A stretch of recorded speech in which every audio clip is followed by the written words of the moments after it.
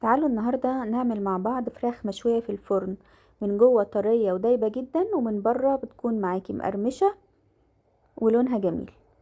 اول حاجة بنبدأ بيها هي البصل. بقطع بصل جوانح كده، وبعدين معايا بصلة تانية ببشرها بالمبشرة او بالكبة، وبتبلها بملح وفلفل وبسيبها على جنب. هبدأ بقى ان انا الاول اجهز التتبيلة بتاعت الفراخ بتاعتي.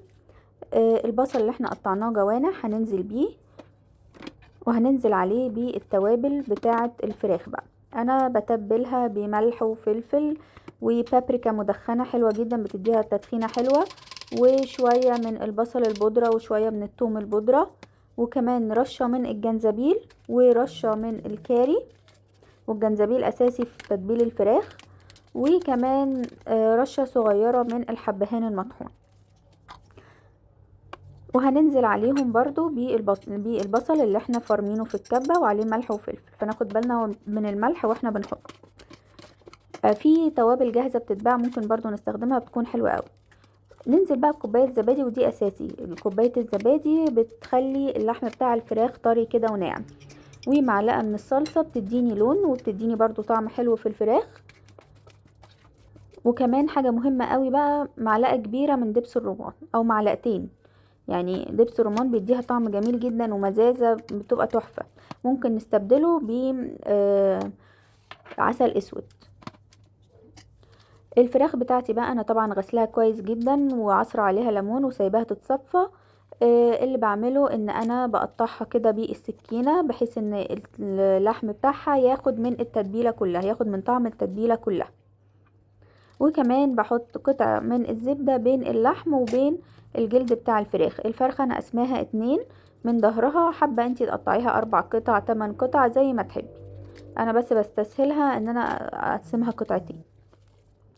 وهتبلها كويس قوي واتأكد ان التتبيلة كلها دخلت جوه الفراخ. بنسيبها ليلة في التلاجة او على الاقل ساعتين، يعني ما تبدأيش بقى تشتغلي فيها قبل ساعتين. انا ما بحطش زيت، بحط قطعة الزبدة بين الجلد والفراخ، بتديها طعم تاني خالص. بعد كده بقى، بعد ما الفرخة اتبلت انا سبتها ليلة كاملة، هي كانت شربت كل التتبيلة. هنزل بقى فيها بالبايركس او في صينية في الفرن. وطبعا البصل اللي احنا مقطعينه بننزل بيه عادي جدا مع الفراخ في التتبيلة بتاعتنا، بالتتبيلة كلها تاني بننزلها معانا في الفرن. وهنغطيها بورق زبدة، ورق فويل، مش هحط اي مادة دهنية تاني لان احنا حاطين قطع زبدة. وهنغطيها بقى بورق زبدة، ورق الفويل، وندخلها الفرن على درجة حرارة 200. بتاخد بالظبط ساعة وربع جوه الفرن.